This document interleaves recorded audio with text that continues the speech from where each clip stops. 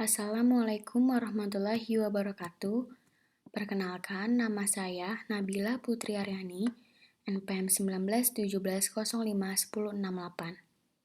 Di sini saya akan menjelaskan tentang Finish State Machine. Apa sih Finish State Machine itu? Yaitu sebuah metodologi perancangan sistem kontrol yang menggambarkan tingkah laku atau prinsip kerja sistem dengan menggunakan state, event, dan action. Elemen utama pada Finish State Machine itu ada 4. Yang pertama ada state yang mendefinisikan kelakuan dan mungkin menghasilkan aksi. Yang kedua ada transisi state, di mana merupakan perpindahan dari satu state ke state lain. Yang ketiga ada aturan atau kondisi yang harus dipenuhi supaya ada transisi state kejadian.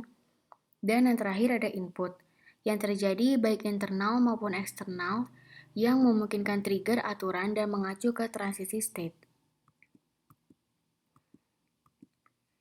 Jenis Finish State Machine itu ada 2. Yang pertama yang beroutput dan yang kedua yang tidak beroutput.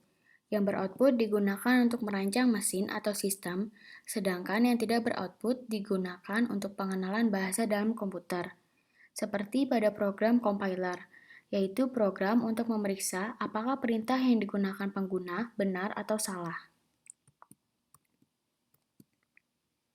Metode yang menghasilkan output itu ada 2. Yang pertama ada More State Machine, yaitu tipe dari Finish State Machine di mana output dihasilkan dari state.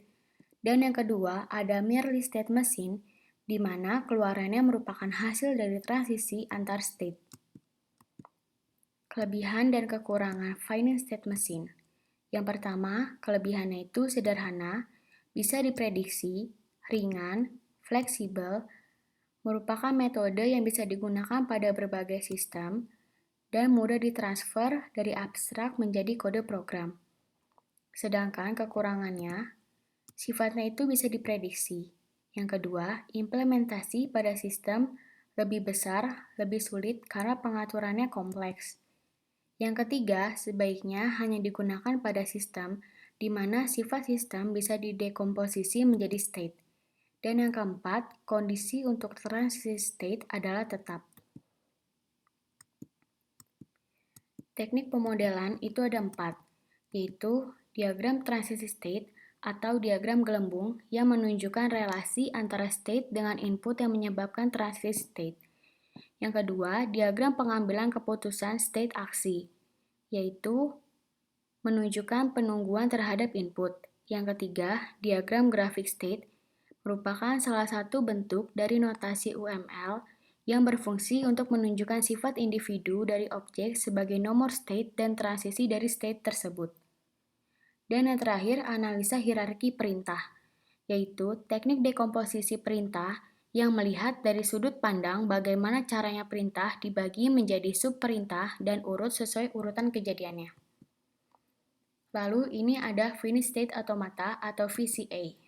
Apa sih VCA itu? VCA adalah mesin abstrak berupa sistem model matematika dengan masukan dan keluaran diskrit yang dapat mengenali bahasa paling sederhana atau bahasa reguler.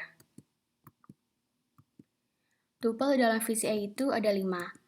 Yang pertama ada key atau merupakan himpunan state, lalu ada SIMDA yang merupakan himpunan simbol input, lalu ada lambda, fungsi transisi, lalu ada S, yaitu state awal, dan F, himpunan state akhir. Karakteristik VCA itu, yang pertama, setiap finite automata memiliki keadaan dan transisi yang terbatas. Yang kedua, transisi dari satu keadaan ke keadaan lainnya bersifat deterministik atau non-deterministik.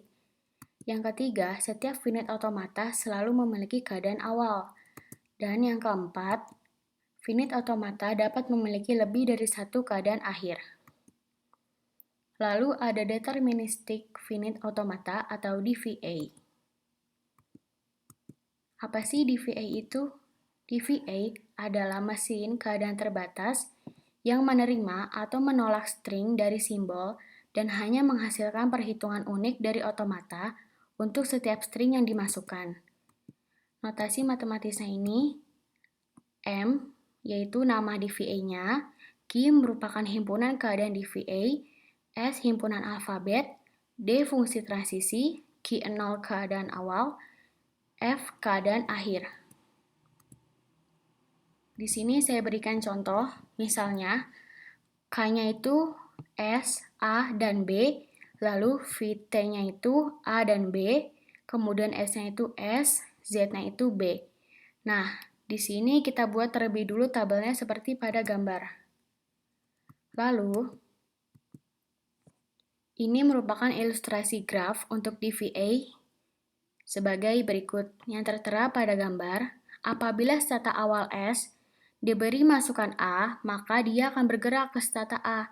Stata A diberi masukan B, maka dia bergerak ke stata B atau stata penerima. Yang artinya, di VA tersebut, apabila diberi masukan string AB, maka masukan tersebut diterima. Sekian dapat saya sampaikan, kurang lebih mohon maaf. Wassalamualaikum warahmatullahi wabarakatuh.